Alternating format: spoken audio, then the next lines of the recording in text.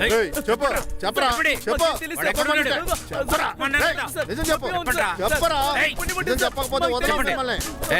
Address ఎక్కడుందో కనుక్కుంటా. చెప్పరా చెప్పకపోతే వదలం మిమ్మల్ని. చెప్పు.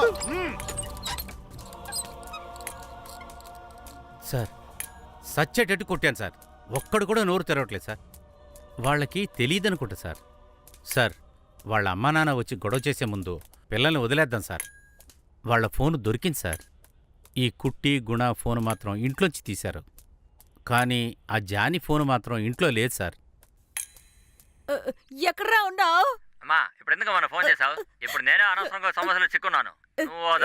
గుణ చచ్చిపోయాడ్రా. పోలీసులు వచ్చి వెళ్తున్నారు. చాలా భయంగా ఉందిరా. నువ్వు ఒకసారి వచ్చి వెళ్ళరా. అలాంటిదేం లేదమ్మా, నువ్వేం భయపడకు, నేనే వస్తానులే. అదంతా ఏం కుదరదు, నువ్వు వెంటనే రా. నేను నిన్ను చూసే తీరాలి. చెప్తే అర్థం చేసుకోమ్మా, నేను మన ఏరియాలోనే ఉన్నాను, ఇప్పుడు రాలేను. ఒక్కసారి వచ్చి వెళ్ళరా, నేను నిన్ను చూడాలిరా. సరే వస్తాను, ఫోన్ పెట్టు. సార్ మీరు చెప్పినట్టే నేను మాట్లాడాను. వాడు తప్పకుండా వస్తాడు. ఎందుకంటే ఆడికి నా మీద చాలా ప్రేమ ఉంది. నా కొడుకు నా మీద పేనాలు పెట్టుకున్నాడు సార్. మాట్లాడి చూడండి సార్, వాడు తప్పు చేసి ఉండడం. వదిలేయండి సార్. ఏమ్మా ఇప్పుడైనా మర్డర్ చేశాడనే వచ్చాం? విచారణ కోసమేగా వచ్చింది. పారిపోయి దాక్కుంటేనే తప్పు చేశాడు అనుకుంటారు. వాడు వచ్చినాక వాడితో మాట్లాడితే తెలుస్తుంది. రాని మాట్లాడదాం.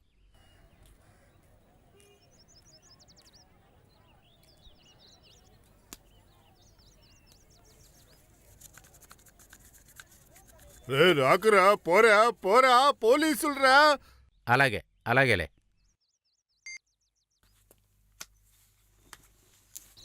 జానీ అన్న, మీ ఇంట్లో పోలీసులు ఉన్నారన్నా. వెళ్ళిపోన్నా, ఇక్కడ ఉండదు, వెళ్ళిపో.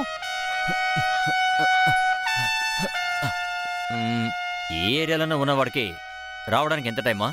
ఒకసారి ఫోన్ చేయండి.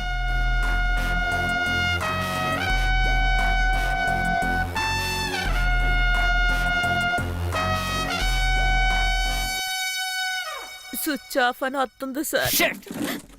అనుకున్నాను, ఏరియాలోనే ఉన్నవాడికి ఇంట్లో పోలీసు ఉన్న విషయం తెలియకుండా పోతుందా ఏంటి? సార్ నా కొడుకు తప్పు చేసి ఉండడు సార్. గుణ చచ్చిపోయాడని ఇప్పటికే ఆయన కలుసుకునే ఎడుతున్నాను సార్. వదిలేయండి సార్. అయితే నీ కొడుకుని రమ్మని చెప్పు. 2 నెంబర్లు కాల్ రిపోర్ట్ వచ్చింది సార్. ఫస్ట్ కుట్టి ఫోన్ నుంచి మేరీ అనే అమ్మాయికి చాలా ఫోన్స్ వెళ్ళాయి సార్. ఆ అమ్మాయి అడ్రస్ కూడా ఇక్కడే సార్. నన్ను వెంటాడుతూ లవ్ చేశాడు సార్. ఎన్నిసార్లు ఇష్టం లేదని చెప్పినా నన్ను వెంబడిస్తూ టార్చర్ పెట్టేవాడు. ఫోన్ చేసి డిస్టర్బ్ చేసేవాడు. ఫోన్లో కూడా బాగా తిట్టేదాన్ని. అయినా రోజుకి 10-15 సార్లైనా కాల్ చేసేవాడు. ఎన్నోసార్లు చెప్పి చూశాను, తిట్టి చూశాను, కానీ తను వినిపించుకోలేదు సార్. కానీ వాణ్ణి చూస్తే ఖచ్చితంగా ఒక విషయం చెప్పాలి సార్. నేను తన్ని లవ్ చేస్తున్నాను, పెళ్లి చేసుకుందామా అని అడిగాను. ఏం మాట్లాడుతున్నావే నువ్వు? అంత ధైర్యం వచ్చేసిందా నీకు? ఏంటి ఒక్క హత్య చేసి పారిపోయినవాడు ప్రాణాలతో వచ్చాడంటే పెళ్లి చేసుకో. సార్ మణికంఠన్ అనేవాడికి కూడా చాలా ఫోన్లు వెళ్ళాయి సార్. వాడు సాధారణమైన వాడు కాదు సార్. ఈ మొబైల్ దొంగలకంతా ఏజెంట్ సార్ వాడు. అందుకనే ఇలాంటి వాళ్ళకి హెల్ప్ చేస్తుంటాడు సార్. ఇప్పుడు 1 టౌన్ బజార్లో 2 షాపులు అద్దెకిచ్చాడు సార్ వాడు. వాడి మీద దొంగ కేసులు బోల్డ్ ఉన్నాయి సార్.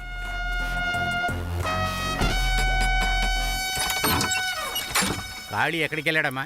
ఆయన ఇంట్లో లేరు సార్. పొద్దున్నే వెళ్లారు, ఇంకా రాలేదు సార్. నీకు నిజంగానే ఏమీ తెలీదా? నిజంగా తెలియదు సార్. నమ్మకపోతే లోపలికొచ్చి చూడండి సార్. పర్వాలేదు. ఇదిగో రాగానే స్టేషన్కి రమ్మను, మర్చిపోక. అలాగే సార్. స్టేషన్లో ఎమ్మెల్యే వెయిట్ చేస్తున్నారు.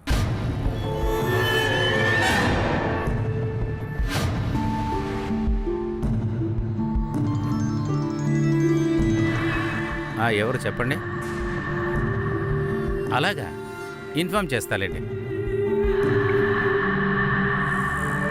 సార్. ఖాళీ చనిపోయాడు సార్.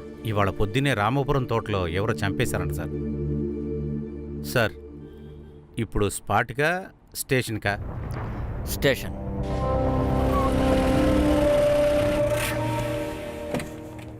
సార్ హ్మ్. సార్ ఎమ్మెల్యే ఇప్పటిదాకా ఉండి వెళ్ళిపోయారు సార్. మీరు రాగానే ఫోన్ చేయమన్నారు. లంచ్కి ఏం చెప్పమంటారు సార్? ఓకే. ఇద్దరికి చికెన్ బిర్యానీ చెప్పు. చాలా సార్. సరిపోదు, సరిపోదు. Okay sir, okay.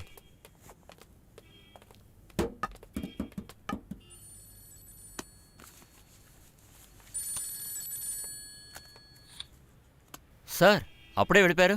ఏంటి ఇన్స్ తీసుకెళ్ళింది మర్చిపోయావా? నా కొడుకు కర్మ చేయడానికి ముందు ఆ నా కొడుకుని నేను చంపాలి. కర్మ ఇంకో వారం తర్వాత కాదు, రేపు పొద్దున్నే. నువ్వు ఊరంతా తిరిగి వస్తుంటే నేను చూస్తూ కూర్చోవాలా? మళ్ళీ చెప్తున్నాను, నువ్వేం చేస్తావో నాకు తెలీదు. రేపటికల్లా నా కొడుకులు కావాలి. నీ వల్ల కాకపోతే మ్యాటర్ వదిలేయ్, నేను చూసుకుంటాను. ఆ? ఏంటి సార్ అయింది? ఆ ఎమ్మెల్యేకి మనం పని చేస్తున్నావా లేదా అని డౌట్. అలాగంటున్నాడా? మీరు ఎలా పనిచేస్తారో అతనికి తెలియట్లేదు చూడండి. ఓకే. మేరీ,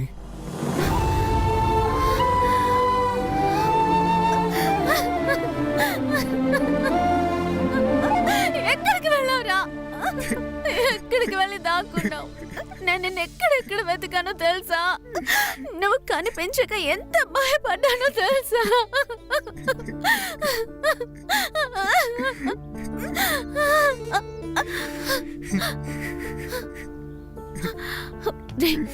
ఏమైందిరా? ఎందుకు ఏడుస్తున్నావు? ఏమైందిరా? ఏం కాదులే. ఏం జరుగుతుందో అర్థం కావట్లేదు మేరీ. ఎటు పరిగెడుతున్నాడో తెలియట్లేదు. పిచ్చి పట్టినట్టుగా ఉంది. నిన్నటి వరకు గుణ నాతోనే ఉన్నాడు, నాతో పుట్టలేదు. అంతే, వాడు లేడని గుర్తొస్తానే చచ్చిపోయాడని పేపర్లో చూసినప్పుడు అలా నా షర్ట్ని చింపి బోరుమని ఏడవాలనిపించింది. ఏం కాదురా. జానీ ఎక్కడున్నాడో తెలియట్లేదు. మా అమ్మని చూసి చాలా రోజులైంది. మా అమ్మని చూడాలనిపిస్తుంది. నేను లేకపోతే మా అమ్మ భోజనం కూడా చేయదు తెలుసా. నన్నే తలుచుకుని ఏడుస్తూ ఉంటుంది.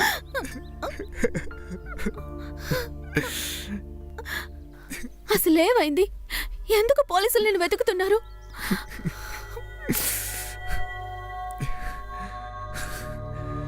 నువ్వు నాకు ఒక సహాయం చేయగలవా? వదరా అంటే. పరా. వారా. ఏయ్, పరా. ఏయ్. అన్నా, వీడు సత్యకి ప్రాణ స్నేహితుడట. ప్రాణ స్నేహితుడంటే ప్రాణాన్ని ఇస్తాడుగా. నువ్వు ప్రాణం ఇవ్వక్కర్లేదు, నిజం చెప్పు. సత్య చనిపోవడానికి ముందు చివరిసారిగా నాతోనే ఉన్నాడు సార్. శనివారం రాత్రి 11 గంటల పైన ఉంటుంది సార్. తను కాలేజీలో ఒక అమ్మాయితో స్నేహంగా ఉండేవాడు. ఆ అమ్మాయి కూడా తనతో జాలీగా తిరిగేది సార్. పబ్బులో మాతో ఆ విషయం చెప్పేవాడు. ఆ తర్వాత నేను కాసేపు బయట నుంచుంటానని వెళ్ళాడు సార్. నేను ఫ్రెండ్స్తో మాట్లాడి తన్ని చూస్తుంటే ఉన్నటువంటి ఏమైందో తెలీదు. అతను కోపంగా అక్కడి నుంచి వెళ్ళిపోయాడు సార్. అదే సార్ నేను చివరిసారి తన్ని చూసింది. ఆ అమ్మాయి ఎవర్రా? Jamuna, same department. జమున అంతగా సత్య గురించి నాకేం చెప్పలేదు సార్. నాకు చెప్పినంత వరకు అప్పుడప్పుడు బయటికి వెళ్తాం, ఇంటికి డ్రాప్ చేస్తాడు అని మాత్రమే చెప్పింది సార్. 2 రోజుల క్రితమే సత్య చనిపోయినట్టు న్యూస్ లో చూశాను. అది జమునతో చెప్దామని చాలా సార్లు ట్రై చేశాను, కానీ తన ఫోన్ స్విచ్ ఆఫ్ అని వచ్చింది. కనీసం కాలేజీలోనైనా మీట్ అయి చెప్దామని అనుకున్నాను, కానీ అప్పటి నుంచి తను కాలేజ్కే రాలేదు సార్. ఇదెందుకు ఆ అమ్మాయికి చెప్పాలి? ఎందుకంటే జమున ఉన్న ఏరియాలోనే సార్ సత్యాన్ని నరికి పారేశారు.